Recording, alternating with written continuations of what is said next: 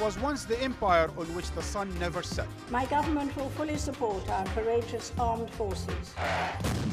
And Britain still sees itself as a great world power. I love this country. I think its best days still lie ahead. But the sun always sets. Battered, bruised and bankrupt, I'm afraid to tell you there's no money left. and struggling to cling to American coattails. We're the Brits. How great is Great Britain today? How special is its special relationship? Very special. And how united is the United Kingdom? This is Empire.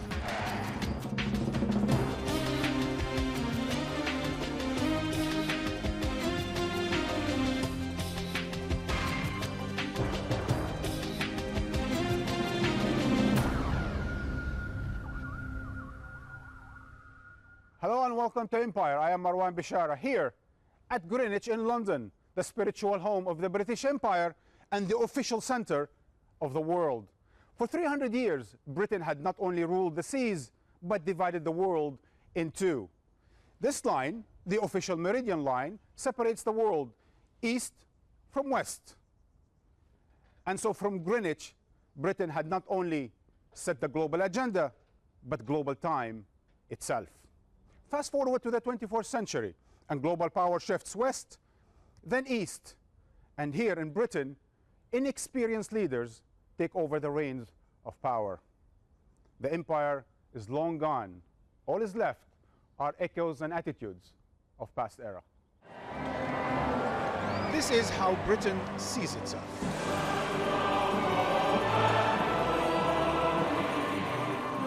The benign bringer of justice and civilization to a grateful world.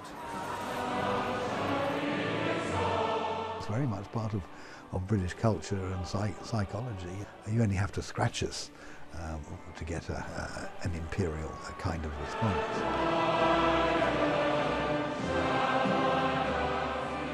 Imperialism has an afterlife. We can't discuss the global economy today without looking back to the history of empire, because that is really where it all begins. Over 500 years, the British Empire spread out from its first and ad hoc colonies on North America and the West Indies to Africa, Asia, the Antipodes, and the Far East, to cover 2/5 of the globe and rule 450 million people. But unlike any other power before it, Britain saw itself as a moral empire. This idea is really that notions such as fair play, justice, freedom, democracy are fundamentally British values which need to be universalized, and the white man's burden is to take these values to other parts of the globe and bestow them on other peoples. But behind this utopian self-image, the British Empire was actually built on the profits of the international slave trade and the use of overwhelming naval power to enforce a Pax Britannica across the globe. Many of the practices within the supposedly free market economy of the empire were designed very much to favour the big British players in the metropolis and to benefit the motherland in various direct and indirect ways. India was the jewel in the empire's crown. The subcontinent was both a powerhouse of Britain's economic dominance and the poster child for a benevolent imperial rule.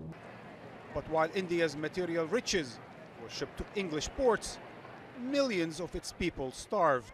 What you do have in India in the colonial period is several famines, which are a result not of natural causes, but of colonial mismanagement.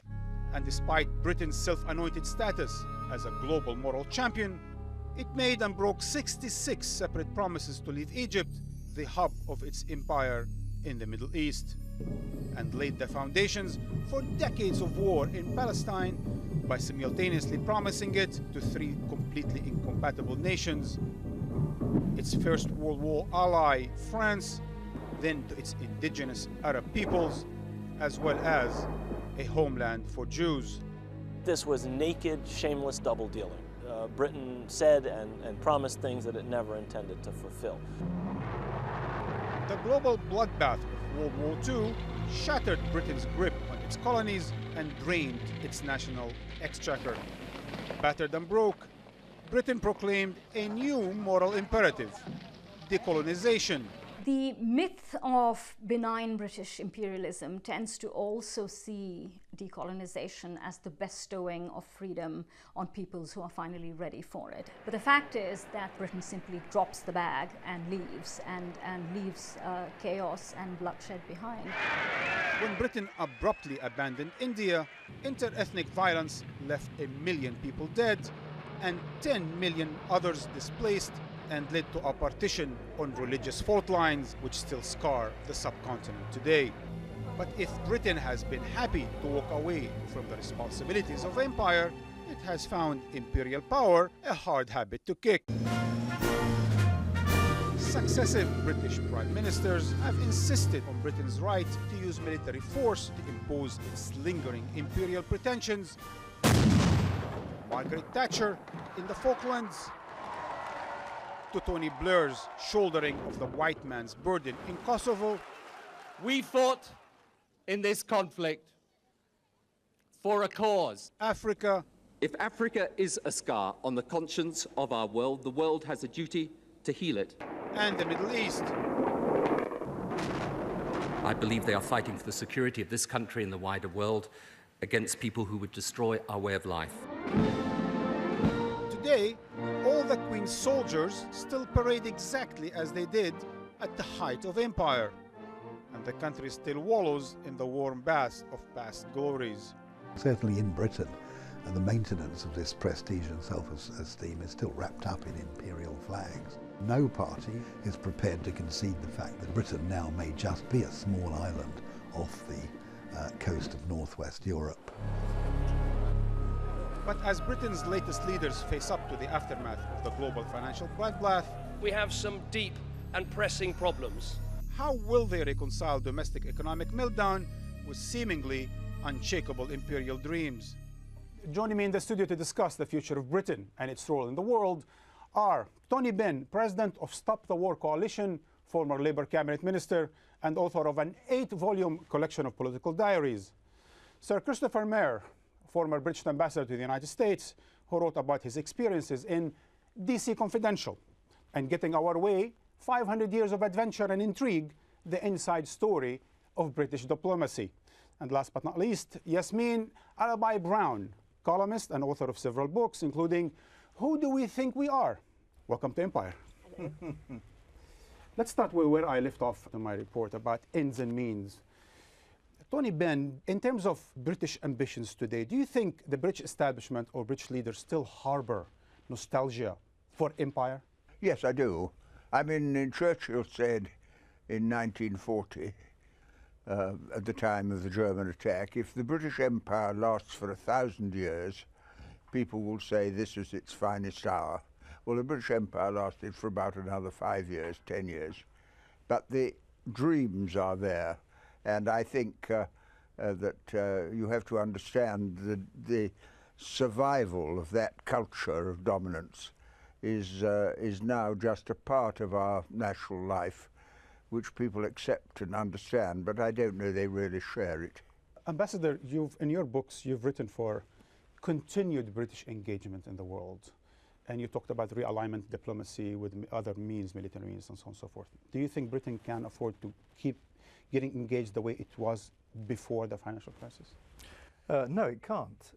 And actually, I don't agree with what Tony Blair has just said. I mean, I was in the Foreign Office from 1966 until I retired in 2003, and I cannot remember anybody in that department being suffused with, how can I put it, nostalgia for empire. My children, who have come out of the modern British educational system, actually know almost nothing about the history of the British Empire. So whereas we are attached to a number of traditions and outward manifestations of our past, and I don't see anything wrong with that, I don't think there's any suffusion with nostalgia for the past. In the Foreign Office, there were sort of two ideologies, really. One was an enthusiasm for Europe, and the other thing that was quite apparent, became more apparent actually when I was ambassador in Washington, there was a kind of latent anti-Americanism lurking beneath the surface. But nostalgia for empire, no. Absolutely not. Tony Ben, this is all part of a new Disneyland of sort. We're just repackaging history in Disneyland, but in fact, there isn't much to it. Well, what I was saying was that there is a cult of nostalgic dreaming of the empire, which is confined now to a relatively small number of people. I don't say they're in positions of power anymore, but they're still there. And the royal family and all that reminds us of our greatness. Actually, we were an empire, partly because we were an island. We haven't been invaded for 1,000 years, and therefore our power rested on the sea. And secondly, of course, we were the first industrial country, and industrialization led to coal-fired factories, coal-fired trains, coal-fired ships carrying our goods around the world. And our empire was motivated by all empires, the desire to get access to markets and cheap labour, and it was a very highly commercial in its concept. I want to come back at this point, actually. Yes, I so disagree with what Christopher Mayer has just said. In 1992, Margaret Thatcher got up in Bruges and made a speech, which I've never forgotten, in which she said, and this was a woman who was at the height of her power, "We must never forget that we went forth and conquered and civilized the rest of the world." Now, in her use of the word "we," I was not included, because I was not part of that adventure. I was part of the ruled. In 1997, Tony Blair, at the Labour Party conference speech, his victory speech, said, "We must never forget that once we had the biggest empire in the world." This is part of our story. And even in my kitchen, I'm married to an Englishman. Every week I have to remind him that I'm not a subject and he's not, lording it over me like his ancestors did. Are we discussing your marriage? No, it's really deep. It's really suffused through the culture. Then why aren't I suffused with it? It's not crude. I agree with you. They're not saying, "Hail the empire." But the way our young so often behave when they go abroad. Do you think this has got to do with empire, or is it just bad behaviour? No, it isn't. They will not learn other people's languages, for example. Yasmin, you joined the debate with several British academics about the benevolent empire, and if I remember correctly, you lost that debate. I lost and I burst into tears. You think British elite still hangs on to empire then? What's happened is quite clever. I mean, for me, the Iraq war is a continuation of that illusion and that dream. Kosovo, not so. I think there are moments of intervention which are wholly necessary which are nothing to do with So you don't empire. think internationalism is just another disguise for empire? No, some internationalism is not. And what happened in Bosnia, as the powers sat and watched, was an abomination for me. It was as near as you got to a new genocide. So I don't always disagree with intervention. Tony Ben, you disagreed with the war in Kosovo? Yes. And you think British involvement there was short-sighted? I just thought we shouldn't have done it, and we stirred up the Americans and all the rest of it. And I think I think there is a residual imperial feeling there, but it hasn't got much public support. But what's happening is there's a whole new school of revisionism. People like Neil Ferguson or Andrew Roberts or a number of very clever, very self-assured, often male writers who want to rehabilitate the empire. And of course, like all empires, it was not wholly bad. No, they actually say it's better than the other empires. I don't think it was better or worse, but there were some good things that happened. But the idea that freedom was delivered, for example, I didn't have the vote when I was living under the British Empire. I only got the vote. That was in Uganda. In Uganda, where I was born and raised. I only had the vote when I came here. So, and Hong Kong, all this, do you remember the tears? Chris Patton and his little princesses crying because it was not going to be a democracy. Well, there was no democracy before. Ambassador, we're always hearing about how the UK is going to lead in the world, how it's going to lead in the European Union, how it will lead with its ideas, how it's going to lead in the UN Security Council. There is this sense that Britain does not give up on the idea that it is out there on the helm of international affairs. Honestly, you'll hear similar speeches from German leaders, French leaders, Italian leaders, Spanish leaders, and above all from American leaders. This is what prime ministers and presidents say. The rhetoric of international leadership is common to a very large number of leaders. You don't have to have had an empire to take this position. You can be a strong, medium-sized power, as France, Germany, and the United Kingdom are at the moment, and still aspire to have influence in international relations. The whole point of having influence in international relations is to defend and advance your national interest. Now, you have a huge argument about what constitutes a national interest, but that is the purpose of these rhetorical flourishes. Also, you have to relate to actually your substantive power, leave aside your historical legacy. Substantively, Britain is one of the top 10 economies. It is a nuclear power, whether you like it or not. It is a member of the United Nations Security Council, whether or not you think that is still justified. And it is a global trader and a huge hub for financial services. You add all that together and you've got a big power. And big powers behave like big powers. It's as simple as that. Let's talk about that. Tony Ben, there is a $25 billion project on the table that has to do with 2 aircraft carriers and a Trident missile system to be developed, renewed, and so on and so forth. Can Britain afford that today? Well, I mean, we're making cuts at the moment, we're told are necessary, but if you're going to make cuts, the most obvious cut would be not to renew the Trident missile, which will cost £70 billion, and not to build the aircraft carriers. And that is something that is not discussed, not allowed to be discussed. But those 2 projects do indicate, well, playing in the top league, punching above our weight, all that stuff, but it really has no direct relevance to our national interest. In fact, Yasmin, the new budget features no cuts in defence. No, and all the big chaps in the army for the last year have actually done a brilliant job on their own behalf by talking up exactly what Christopher Mayor has just done, talking up the importance of this country and talking up the need to have absolutely all the weaponry, and they never have enough. Have you talked down the importance of this country? I would certainly want this country to be more modest in its place in the world, because if we're not, we're going to find it very difficult. I mean, I do love this country, and like all ex-Commonwealth people, in spite of the empire, there's a deep fondness that I have for this place, but I do think we can't pretend anymore. And when power shifts to the east, as it is doing as we speak, unless we become a little bit more modest, we're going to have a big psychic blow, I think. I don't think there's anything embarrassing about saying, once we were this, now we're this. Well, actually, I don't have any emotional attachment, although I like being here. But I'll tell you what the cold facts are. The cold facts is that Britain is more like Greece today, not old Greece, modern Greece, in terms of its budget deficit. It has 12% budget deficit like Greece as part of its GDP. And its overall deficit has gone from 55 in 2008 to 82% in 2011. This is a country, Ambassador, that cannot afford all of this leadership. First of all, the comparison with Greece, there are some comparisons with Greece, but we don't falsify our statistics. We have people who by and large pay their taxes.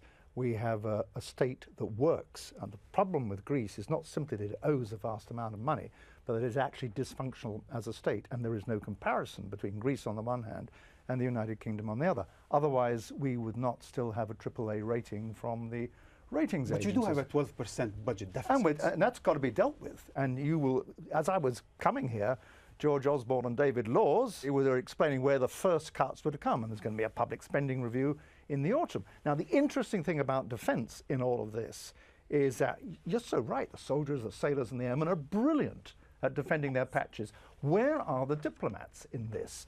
Because what we will need in the autumn is not a national defence review or strategic defence review.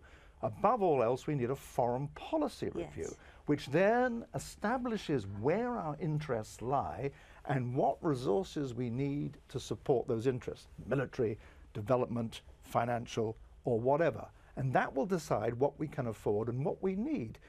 Personally, I don't think that the Trident missile should be taken off the table. But the threats are so different from the Cold War. But it's not a question of Cold War, Yasmin. No, it's not a matter of Cold War. The world has never been more dangerous than it is now. But it's in a different way. Yeah, and in the Can you traditional qualify ways that as well. statement, please? For British security, the world has never been more threatening them, for example, during the Cold War or Cold War or World War II, World War I? Actually, the Cold War, the funny thing about the Cold War was that although we were threatened at one level with nuclear elimination on both sides, it did produce a strange congealed stability. But now we're faced with terrorism, cyber terrorism, and we have to do that as well. The question is, can Britain today afford advanced missile system, nuclear, adventurous or interventionist, let's call it, nuclear, to be interventionist nuclear power, and have a blue water policy, all at the same time when its budget is as bad as it is? A little blue water policy. Well, with all empires declined. The American empire is in decline, and a wounded tiger is a very dangerous thing when you realise you're not quite the top. And so I, having lived in my life through a declining empire, because we don't have an empire anymore, whatever illusion some people have. Now the United States empire is declining, China's coming up, and the world changes, and I think you just have to recognise that. But the one thing you don't want to do is to waste a lot of money on things that are useless. The British public seems to agree with you. The British public has been 63% think they shouldn't renew the Trident. They disagree with the ambassador. Absolutely, but also I think well, I'm not an oracle. What Christopher Mayer said is very important. I think there needs to be a whole new re-education of the Foreign Office and other of our key institutions on what that interest is. It is no longer clever to think that, for example, absolutely always supporting what Israel does is ultimately in our national interest. It is patently not. It is not, because we are shoring up all sorts of resentments against us, which in the end will play out. There's a very interesting new strand of thought emerging at the top of the American elite, where General David Petraeus and General Stanley McChrystal, who is running the operation in Afghanistan, have said that America's consistent support for Israel is now threatening the American national interest in Afghanistan. Now, if the Americans are starting to say that in public, this could mean a big seismic change in attitudes to Israel. Speaking of Afghanistan, and before we go to a news break, it seems, reading The Independent on Sunday, that now there's a sense that because of the budget cuts, maybe Britain will have to leave or redeploy some of its troops out of Afghanistan, not because of human loss, but because of the budget, economic loss. Well, that is one of the price you pay for decline as an empire. You realise this. I personally would like to see Britain have a new role, because I agree with the ambassador that you have to talk politically. We would be a non-nuclear, non-aligned country with a special relationship with the United Nations. With the United Nations, not the United States. United Nations, that's right. Well, on this sober note, Tony Ben, we're going to have to take a news break, after which we'll discuss Britain's most important, some say defining relationship, that with the United States. But before we do that, we ask, is the empire for sale? When it comes to icons, Britain has them in spades. The Houses of Parliament, London buses, even the humble phone box is a globally recognised emblem of Great Britain. Britannia, but the roll call of no longer British companies is long and illustrious. Burberry is still a designer of choice, but the choosers are often tourists. The Quaker chocolate maker Cadbury's is now owned by American food giant Kraft plc. Harrods, once purveyors to the royal family, owned famously by an Egyptian, is now owned by Qataris. And Jaguar, that quintessentially British motor, slipped into American hands when Ford bought it and is now part of the Tata Motor Group from India. Even football's Manchester United is, unhappily, owned by Americans. Back in the days of cool Britannia, British bands like Oasis and the Spice Girls ruled the charts. Now even the shock of the not-so-new Brit art scene has waned. So what's left of UK PLC? British Petroleum rebranded itself as Beyond Petroleum.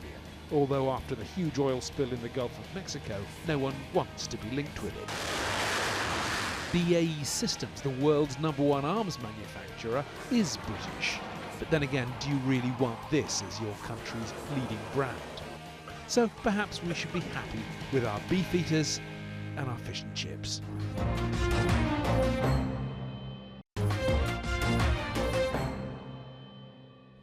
Welcome back.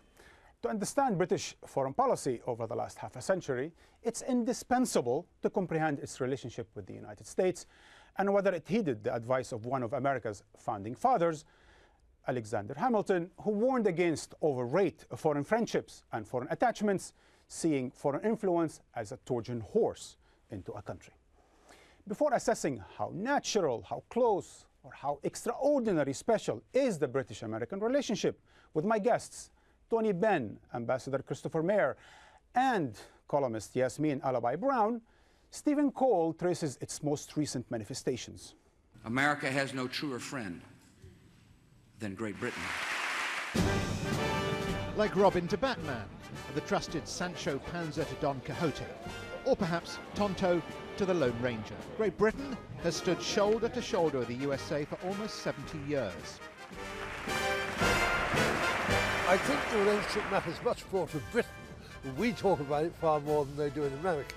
I think in America, it's slightly a standing joke. If you see it as a romanticized relationship in which Americans will do what Britain says or take Britain specially into account, it's been over for a long time.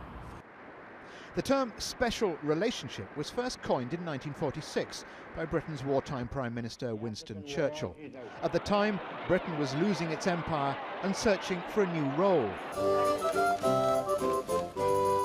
Prime Minister of the United Kingdom! The relationship reached dizzying heights in the 1980s. In Reagan, Thatcher had found a soulmate. The special relationship suddenly became very special.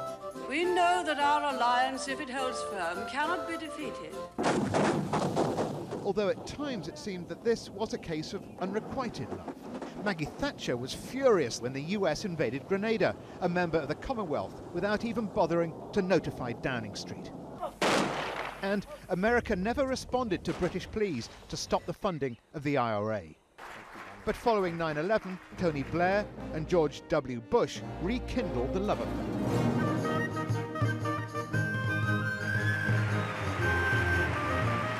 Deeply touched by that warm and generous welcome. Listen, our special relationship has been forged in common values and history, and we're making history together. And so it's our relationship is very special. I think there are a lot of people in Britain who now feel that Blair was altogether too subservient to George W. Bush. After the Iraq escapade, questions were raised as to whether the alliance served Britain's real interests. I took the view very strongly then and do that it was right for us to be with America since we believed in this. I think that most people looking back now would say that the Iraq War was a mistake. We were in it because Blair felt that he must be there alongside the American president. Tony Blair used to talk about Britain being a bridge between the United States and Europe. Alas, the Iraq War broke that bridge. And as the dust settles in Iraq, is it still a relationship or a civil partnership?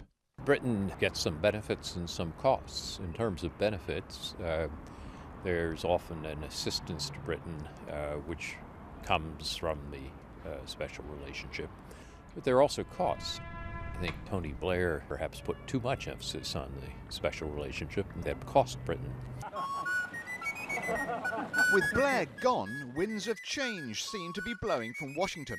Gordon Brown insisted on the special relationship, but had to plea 5 times before getting a meeting with Barack Obama. Where are the Brits? But with a new British government in power, the promises of eternal love are again effusive. Our common values are the foundation of an historic alliance. The United States is without doubt the most important ally of the United Kingdom. We also both reaffirmed the extraordinary special relationship between the United States and Great Britain. I've had a wonderful visit. So, all this just a public relations exercise or a cynical ploy to ensure Britain's continued support for America's military adventures. The fact that the US and the UK find it easy to work together will help, but it doesn't mean that the US or the UK will focus all their attention solely on the other. It may well be that the partners are already re-evaluating their priorities and acting in a more pragmatic manner. There has been a shift in American interests. It used to look across the Atlantic Ocean to Europe and to Britain in particular. Now it looks across the Pacific Ocean. For a former empire and an island at the edge of Europe, the idea of the special relationship with the US superpower made it feel important again. And so Britain sacrificed its independence in order to try and punch above its weight, albeit on America's coattails. I suppose it makes us feel that we're, if not at the top table in our own right, then at least we're sort of represented there by the United States. Christopher Mayer, when you were ambassador to the United States, you told your staff not to use the word special relationship. Why? Is Britain dating someone else? No, Britain doesn't have to date somebody else not to use the phrase special relationship. The thing I disliked about the phrase, and we can talk about the substance in a minute, about the phrase was it was a rhetorical device which actually did not reflect the reality of the relationship or the hard work that had to be put into it. There is no purpose in sentimentalizing a relationship if by so doing you actually distort your national interests and the way in which you represent your country. The history of the so-called special relationship, 1946 onwards, is actually one of very great volatility. It is not one of stability. It is a period since 1946 which has seen extraordinary troughs and peaks. Very bad relations with the Americans, for example, immediately after the Second World War. They go up again with Macmillan and JFK. They go down again with Harold Wilson and LBJ. They go up with Maggie Thatcher and Reagan. I can go on and on and on. So why do they keep talking about it? Well, it's an extremely good. Since I retired from the Foreign Service, I have tried to say to people that I believe that our relationship with the United States is the single most important bilateral partnership that we have. And I say that for entirely unsentimental reasons. Nothing to do with the fact that I like America. It's an unsentimental, pragmatic valuation. But please, can we get away from this phrase, a special relationship, which is an albatross around our necks? Tony Ben, I want to ask you a very direct and frank question, maybe perhaps painful. Do you think Great Britain has become, over the years, a client of the United States? Well, as American power has risen, our power has declined. And of course, the role of America in the First and Second World War is absolutely critical. Although I think the Americans sometimes forget that in the Blitz in 1940, when I was a 14-year-old living in London and our future was very much in the balance, America was neutral. And so it wasn't quite as close, but still a very close relationship. But for me, the real meaning of the special relationship is that the nuclear one, that we depend upon American nuclear technology. They control the systems we use, and while we're ready to go along with them, they will make it possible for us to continue to pretend we are a major nuclear power. And I think that is the core of it all. But if we talk about a good friendship, that's a better way of describing it. And I think friendship means you say what you think. And the tragedy of the Iraq War was that we abandoned our role and our responsibility to speak honestly to our friends and tell them what they were doing was wrong. Yasmin, before I talk to you about how dependent is Great Britain on the United States, Ambassador, I just want to come back to you about the question of advice and advising. Americans hate it when you refer to them as Romans, as Mars, and you are the Venuses and the Greeks. If you want to influence the Americans, you don't come along and say, my dear Roman, crude, unsophisticated that you are. Here I am, representative of a more sophisticated and subtle culture. May I give you a few words of advice, my dear chap, in your ear? You don't do that with Americans. The way to deal, I believe, with Americans, who are among the toughest negotiators I have ever come across in the world, they rival Russians in that respect, is to be very candid and very frank. In private, what you choose to say in public is matter for debate, but you've got to really lay it on the line. But is it because it is not diplomatic, or is it because the UK is also ambitious about being a new Rome? I mean, look at its adventures around the world. What you find with big empires, whether they're British, American, Austro-Hungarian, Ottoman, German, or whatever, is that they tend to see their interests as actually being universal values. Then they try and propagate these values around the world, when in reality they're propagating their interests. All empires do this. The Americans have done this as well, and it's part of the answer to what happened in Iraq. Sorry, did you advise them privately against this adventure in Iraq? No, I didn't, because I was actually in favour of getting rid of But you see, that's what I mean. one way or another. Ambassador, you're nodding your head like that. This is absurd. Let me answer your question, yeah. or your nod. My reason for wanting to see the back of Saddam Hussein was because from 1997 onwards he made a fool of the United Nations and its inspectors, and by the end of 1998 he made it impossible for them to continue their work, and the UN retired from Iraq. At that moment, the UN Security Council should have taken its responsibilities, confronted Saddam and say, either you shape up with the resolutions that have been passed since the first Iraq War, or we'll deal with you one way. But apparently he did. But he didn't. No, he didn't. They don't have nuclear. I will completely disagree with you. You have said that it's really important to think about the British national interest by going with America on this ill-judged war, which was partly to do with oil, partly to do with what about the fact that Hans Blix, Scott Ritter, all sorts of extremely informed people were advising against it. I think this idea that our interest was served by leaping on, as Anthony Howard said, on the coattails of an ill-judged neocon adventure, somebody with your intelligence and experience should have cautioned them against it. I was in favour of bringing Saddam Hussein to book, one way or another. I sent back my MBE over the Iraq War. I sent it back because I said I thought we'd ended, the empire had ended, and that this thing was a bauble, which meant nothing. But actually we've launched on another empire, in a much ill-judged, vicious one, because look at how much Iraqis have suffered for this ill-judged war. Tony Blair, you actually head of the anti-war coalition. Well, you were there against it from the beginning. Yeah. Do you think it was a question of following in the footsteps of America, or do you think it was nostalgia for empire? No, I think in a strange way there is an element in British thinking, political thinking, that the Americans have the soldiers and we can jump on the back and be carried back to empire on American military strength. And the strange thing is that if Blair had said no to Bush, I think Bush would have been very doubtful about it, because remembering Vietnam, where they were alone, they didn't want to be in a hopeless war. And I told Blair that. But Ambassador Mayer, you, in your criticism of the war and of the way Britain handled it with the United States, you said that we should have at least got something in return. Which is probably quite a cold way of looking at quid pro quo. And you also said we should have prepared for a better occupation. There is no room for sentimentality in these matters. You have to have a cold eye and a hard head. But what about today? Do you think America cares more about the Brits or the BRICS? Brazil, Russia, India, and China. The thing is, this is not a zero-sum game. That is to say, well, slightly it is. No, isn't it's not a zero-sum game. You can see China and India rising, and this becomes a more important part of your foreign policy than it was, say, 10 years ago. You can see the rise of Brazil, but still it is the case, and I don't think I'm wrong here, is that still more American trade goes to the European Union than it does go to Asia. So these are not these are not choices. These are mutually reinforcing things. Tony Blair, the last word is for you. Where is this country heading to?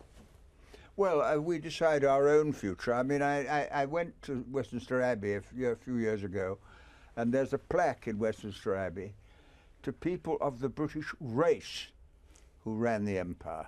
And racism was quite acceptable then. And we've shifted from that through the colonial liberation movements and so on. And I think that Britain has, if it does a serious review, has a role to play. But I think it must be behind the United Nations. I think that is the one hope for humanity. And when we went into the Iraq War, we tore up the Charter and threw it into the wastepaper basket. Well, on this sobering but optimistic view. Gentlemen, Yasmin, thank you for joining Empire. For a different angle on the British Empire, I caught up with English award-winning film director Ken Loach on the sidelines of the Cannes Film Festival. But first, some clips from his most recent movies. Yellow is closed, we're going to have to turn right down green towards the market. At green 2. RPG left!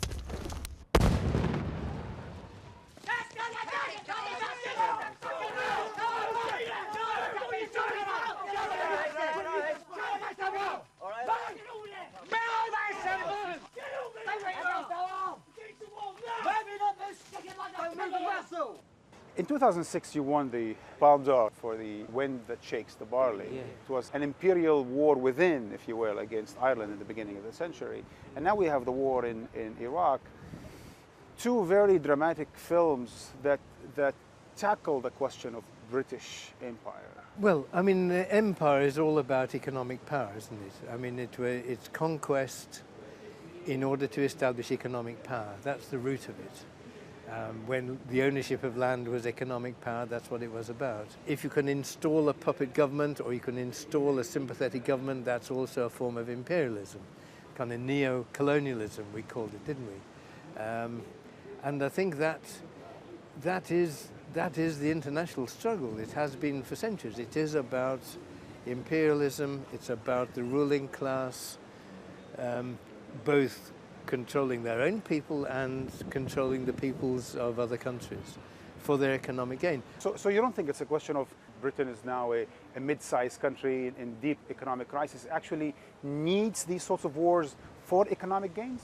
Exactly how British imperialism expresses itself in contemporary terms, I think is very complex because it's about trade, it's about market share, and it's about the dominance of Western capital. And they will do what is necessary to secure that. I'm an old-fashioned lefty, I'm afraid, so I do agree with the idea of the diminishing rate of profit. The profit will always diminish. Therefore, capital must expand. It must always find new markets. To find new markets, it needs compliant states. So the search for compliant economies, compliant states to welcome Western capital is unceasing. Therefore, they need imperialist adventures like Iraq. So you think actually now with the British government is expanding its intervention around the world, whether it's from Sierra Leone to Somalian shores, from Kenya to Nepal, through private contractors? Is this the new Britain? Is this a new imperial ambition through privatization of violence? What we're witnessing is the privatization of war, and the privatization of a particular war, which was a most grotesque, flagrant abuse of international law. I mean, the war in Iraq was a war crime, and the people who perpetrated it were war criminals, because it was a war of aggression without provocation. And those war criminals should be prosecuted, there's no question. If international law means anything, those criminals should be prosecuted. But within that, as they pursued the war, because war becomes like an industry, like everything else, and international capital is now privatizing everything. So you can privatize schools, you can privatize health services, you can privatize prisons. Why not privatize war? So you think this is inevitable, that as nation states become market states, we're going to also privatize violence? Yes, they are privatizing it, and the British Army is no longer there, but British mercenaries in the pay of contractors are there. Ken, I was amazed by the figures. 3 private security contractors for every British soldier in Iraq. So the British are out there with their new private security ways to dominate, to intervene, I guess, around the world? Well, I mean, there's a danger that we become the mercenaries of the world. This is a danger. And Iraq has been a test bed for that. And I think the people with the private companies have big ambition that they can sort out, they can bypass the United Nations because the US bypasses the United Nations. The US bypasses the international courts. They are the terrorists of the world. And now with private security, they actually bypass the British citizens because they're not accountable. They don't have to go through Parliament to deploy them. They have contracts from the government to do the jobs. And of course they put a spin on it. They put a gloss on it, you know, being, as one of the characters says in the film, they're nation builders. They protect engineers, they protect educationists. Actually, they're protecting imperialists, let's be clear. So you think actually now with Britain in a bigger, greater financial crisis, it might actually seek more adventures of the likes overseas for profit? I think capital can't avoid it. I mean, we're tied to the coattails of the states. Our governments are, always follow the states. If the states say we need the war, the British ruling class will follow. And incidentally, now we have the real British ruling class back in power. You know, we have very rich white men, the Camerons and the Cleggs and the rest. This is the real face of the ruling class. Very sophisticated, very nuanced, very urbane, but absolutely ruthless. Britain, a self-proclaimed 300-year-old democracy and 300-year empire, has produced sophisticated and worldly citizenship. When asked where they stood on the main foreign challenges facing the country, Britons don't hesitate. In 2003, more than 90% opposed the invasion of Iraq in the absence of a second UN resolution. In 2006, 63% thought Tony Blair had tied Britain too closely to the Bush administration. And today, the opposition to the war in Afghanistan is at high 77%, and about 63% don't want the Trident nuclear system renewed. So I ask you, what does it say about the British establishment when successive governments ignore the wish of their rather informed people who've been proven all too often right? Well, that's the way it goes. For your comments and opinions, write to me at empire@aljazeera.net. Thank you for watching.